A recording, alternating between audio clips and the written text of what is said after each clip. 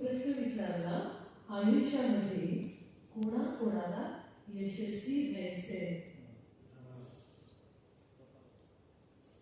मी प्रश्न विचारला, पहिल्यांदा विचारला तर सगळ्यांच्या चेहऱ्यावरती असं मोठं क्वेश्चन मार्क. अरे मॅडम काय विचारताय? सगळ्यांनाच यशस्वी व्हायचंय हे मलाही माहितीये. मी विचारलं तुम्हाला व्हायचंय का? तर सरांचं उत्तर, मॅडम मला. पण जेव्हा मला म्हटले तेव्हा हा असाच वरती आला.